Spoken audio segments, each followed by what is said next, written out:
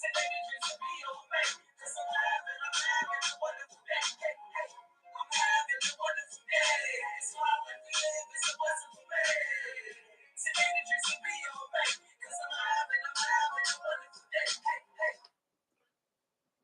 up, good people? Welcome back to another Live at 5 presented by Peep TV. I'm your man SRD, and hopefully I get my grandson on here with me today. Yesterday I apologize. Every day ain't a great day, so some days you be a little off, but don't allow that to stop you from doing what you do, you know. So yesterday I was a little off, as far as I'm concerned. I'm here today. I apologize. Was running a little late, but we here. So, let's get into it. Let's get started. So my grandson appeared to be on his way. So we're gonna get this thing started. We started off, our mission and our intention is to uplift fallen humanity, one person, one family, one neighborhood, one city, and one state at a time. Starting with the family, starting with yourself, to work on yourself so that you will be able to impart the wisdom or the understanding that you gain from your nationality to your family. Then your family can begin to spread it to the neighborhood, and then the neighborhood can begin to spread it to the city, through the city, and then ultimately the state. It's truly important. It's essential for us to be able to realize the backlash that we have been receiving from acknowledging ourselves as being black and not really understanding the purpose of behind being black and African American and Negro and all of the other titles or labels that were given to us that really wrote us out of law, which put us in political and legal disarray. It always appears that whenever the so-called black people want to get law or want to get equality, they are unable to get it. It always appears that when the so-called black people want to have opportunities extended to them, they always seem to have to come with other people being able to get the opportunities along with them. It's never has been where the so-called black people are able to get what they want, but without having to share with others. So this is the purpose of us being able to have something of our own and be able to utilize that which is of our own to help us to be selfish when it comes to us for a change, not towards each other, because we've always appeared to be open with others. So it's about being self-contained, self-motivated, self-energized, and self-independent. It's about us being able to maneuver in that manner to be able to move forward when it comes to our nationality. Many years we've been caught up in the condition of not being able to culturally move forward or socially move beyond a certain level because of the identity crisis of us not knowing exactly who we are and how to maneuver and how to get through certain obstacles that will get us on the other side. We, as I've said, know that we were the first to be conceived. If we were the first to be conceived, then why are we in the predicament we're in? And that's the story of what we have to is necessary necessity for us to be able to do to get out of the predicament that we're in, so we no longer have to continue to be in the predicament of second class citizen or second class people, or in some cases even third class. Whenever other individuals from other states, and when I say states, I mean countries, come here. They come here with the nationality and they come here protected by a state. And because they come here protected by a state and able to negotiate with America as a state or as a country, they're able to leap single bounds above us. They're able to get into positions that we find ourselves unable to get into as a whole. So it's time for us to be able to leap those same bounds ourselves, to be able to overcome those obstacles ourselves, because it is necessary for us to be able to do so. And we now know who we are, and we all now are in the process of making that happen. Yesterday, when I was speaking, I was saying that we are striving to do it, but we are actually making what I've been talking about happen. It is actually in motion as we speak. States are being put together so that we, as a people, can finally start being protected by our own and be able to protect our own through a state, not through us all coming together as some type of gang or some type of mob or some type of organization. No, we're coming together finally as a nation of people, a nation of people reestablishing our nation that has been here. The sad part about it is that our land has always been our land, and we were unaware that it was our land. We've always been walking on this land each and every day, and it's though like it's like having your birth mother live next door to you, and you are unaware that that's your birth mother because you're going by a different name, so you are unaware that's your birth mother, and your birth mother and father don't know who you are because you're going by a different name because another family adopted you. This is what happened to us as a people by being naturalized and made citizens of America. We were adopted by America and we were given an American name, and we were given a label or a tag that wrote us out of law, wrote us out of history. When you look up history for us, we are not in history. African Americans and Black people don't really have a history. African American and Black people don't really have a culture except what America deems to be our culture. America and the United States government gets the chance to put together what we should believe, how we should worship, how we should act, things we should do and things we shouldn't do. And then we wonder why our social conditions, for the most part, is the way that they are.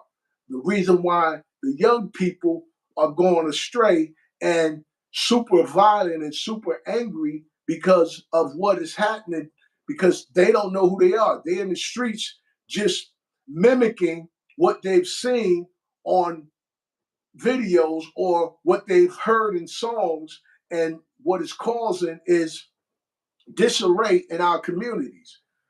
So we now have the answer, or at least one of the answers, to begin to start to stack the bricks, to build to rebuild the foundation of what we once were. Now we get the opportunity to no longer have to be what someone has designed us mentally and emotionally and spiritually to be. We get the chance to redesign ourselves. We get the chance to finally become a people that we desire to be, a people that is well recognized already. We're well recognized all over the world already. However, we are not well recognized as whom we are capable of being.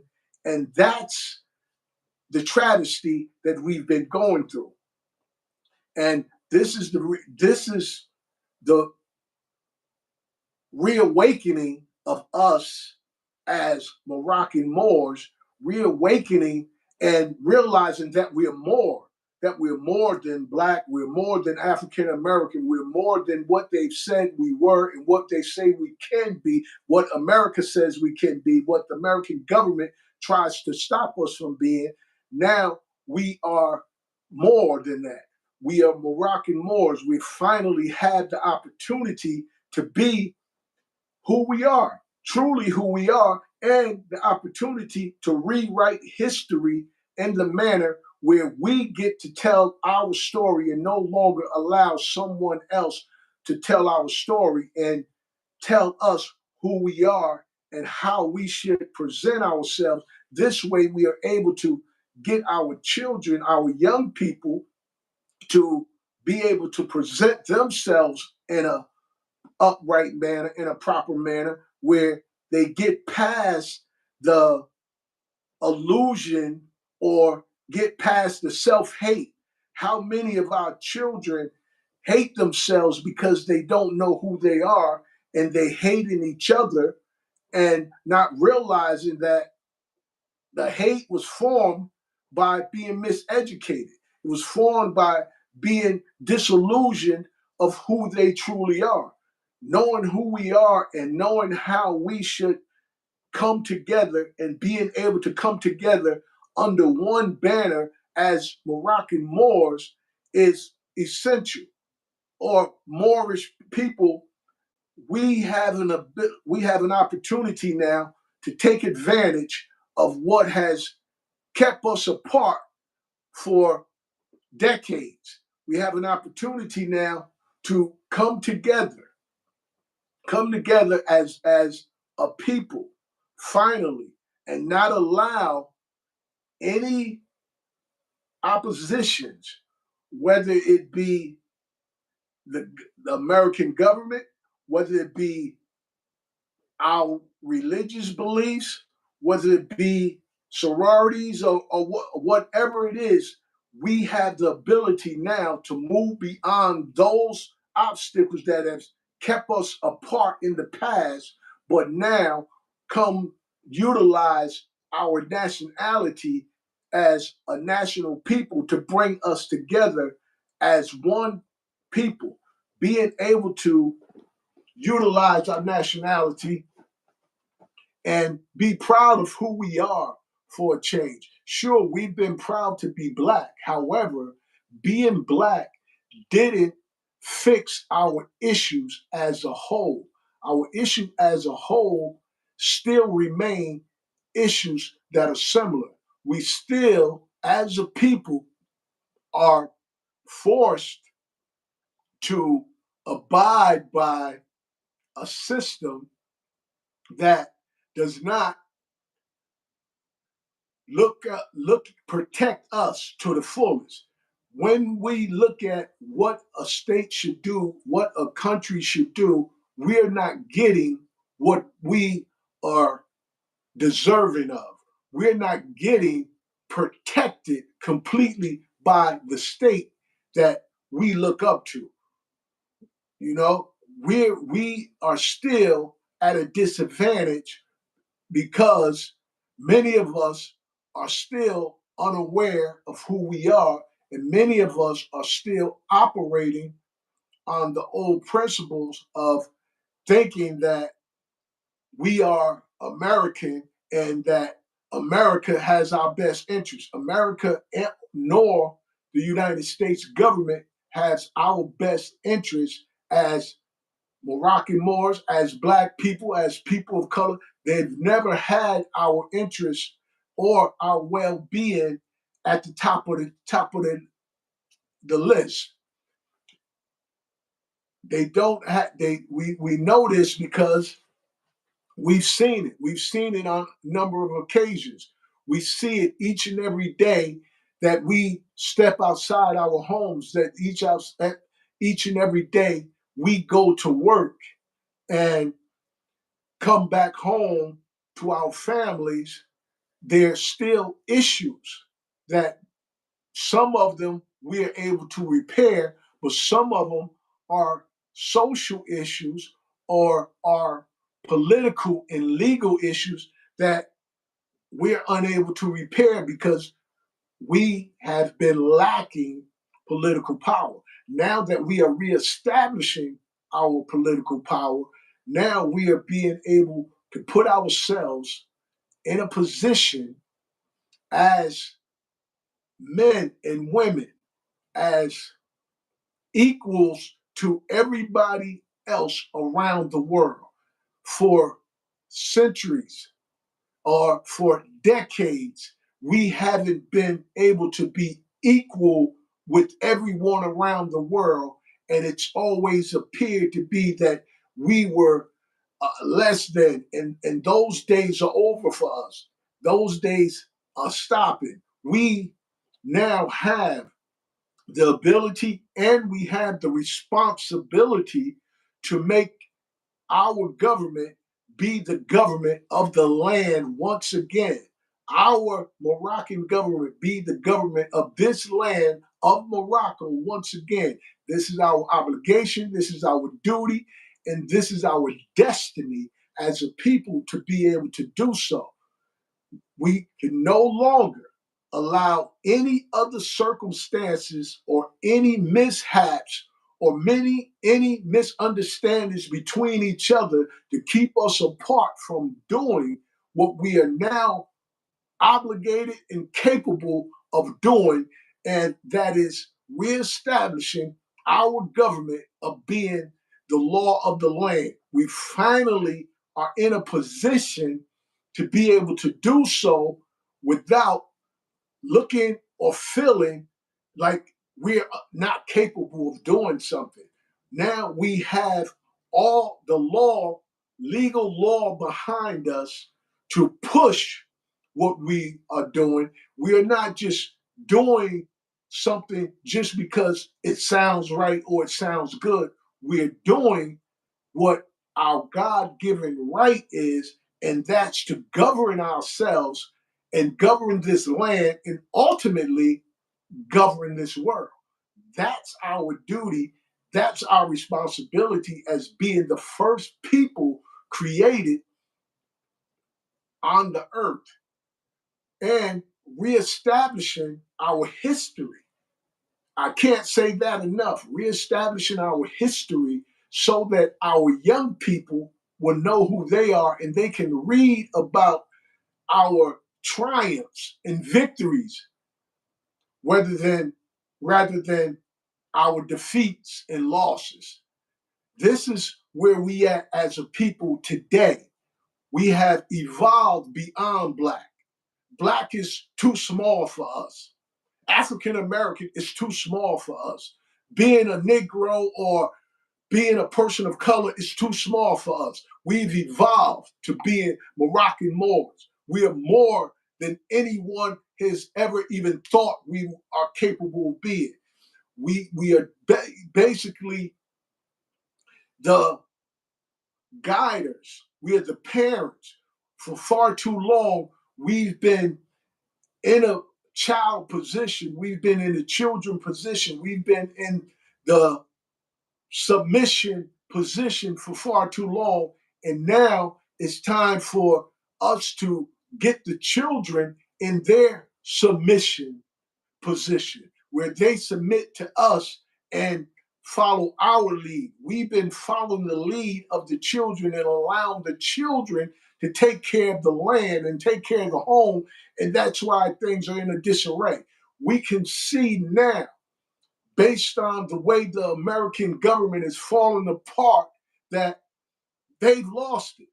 And it's our time right now, it's our time to reestablish our government so that we can show America and European countries all over the world how to do what needs to be done for humanity, to uplift humanity to a level where everyone feels safe, where everyone feels respected, where everyone feels that they've been treated equally.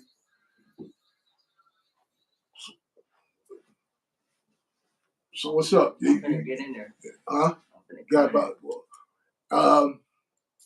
got like we got like about 10 minutes left. I want to get my grandson in for a little bit.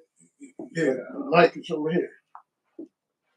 Get my grandson in for a little bit, because he's a new generation that's going to be coming up. That I've been giving him information about who he is, letting him know what his nationality is, letting him know that he's not an African American, he's not an American, he's not black, he's a Moroccan Moor, and what he needs to do to start making his transition. You know what I mean? I've seen the growth in him, and and I'm proud of him, and I want to see him continue to grow. And I want him to be, as I say with you guys, spread the information of who we are. We've grown beyond. As I said, we've grown beyond black. Black is not enough for us. Being African American is not enough for us. It's not enough. We more than that. So All right. Go ahead. My name is Mazir, and I want to tell y'all that things that we didn't know about, like they've been calling us, they call us black people, telling us that we all types of stuff. But the whole time, some of my people, this generation, they don't know the real about us. Like, what are we? You're Moroccan Moor. You're Moroccan Moor. That's who your ancestors were. That's who you are. You're not black. You're not African American. You're Moroccan Moor. Your people were one of the first people to establish government. Your people, the people you come from, was one of the first people to rule the entire earth. That's where you come from. They've been teaching you and your younger peers and many of us that we were slaves and that we were brought here from Africa. That is what y'all call it, cap. That's cap. That's capping. They straight capping because we been here and we always been here. And what happened was they came here, and then when they got the permission from the Sultan, they was here. They was It was supposed to be coexistent. We exist together. We trade and we do business together. That's what it was. It was supposed to be trade and commerce. That's what it originally started out. But once they got us to identify as other than who we were in the contract, they were able to breach the contract. And the contract is the Friendship and Peace Treaty, the one of 1787 and the other one of 1836. Once they got us to say we were not Moroccan Moors or Moors anymore, then they were able to take over our government and overlap it with their government. And then we were put in a position of minors where, or like to say, we was put in a position of minorities where we were really the majority. And we can be the majority again once once we can finish reestablishing our government, because we already are reestablishing our government. We are now putting ourselves back in the position of being the majority and no longer being the minority, which when you become the minority, it puts you in an inferiority situation. So growing up, how did you feel about yourself being black? What was your mindset about being black? Uh, like my mindset was like, to be for real, I really didn't have no mindset like back then, but now coming up, I'm starting to realize more things that we didn't even know, and I'm learning from you, so I'm starting to know more things that we don't know about. And if all the black, I mean, all if everybody come together and let the truth be known, everything be way better. So how do you think that'll affect young people that carry guns and things of that nature? What do you think that would do for that type of mindset? Like they'd be feeling like I'm feeling. They'd be like, oh, like why is we doing this? Like for no, like we doing this for no reason. That's why they look at us different anyway. Yeah, yeah. They look at us differently because they know America. When I say they, I mean America and the United States government. They know that we are Moors. They know our nationality, and they've been capitalizing off of us not knowing who we were.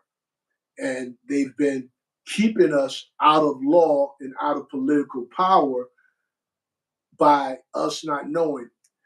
Now that we know, now it's our duty and our responsibility to reestablish the government and be able to govern ourselves so that we can, as I said earlier, be the law of the land because we use our our legal legislation, our our constitution. We want say once we put together our constitution gives us the right to our nationality. Now, America's constitution took our nationality. So that's why we didn't know who we were because when America put us down as aliens, they took our or subjects, they took our nationality from us because we were subjects and we'll still remain subjects until we come back home to our own government. And once we come back to our own government, we become Moroccan nationals. Then we be able to interact with people internationally. We've been caught up in just domestic politics or domestic law because we've been under the jurisdiction of the American government.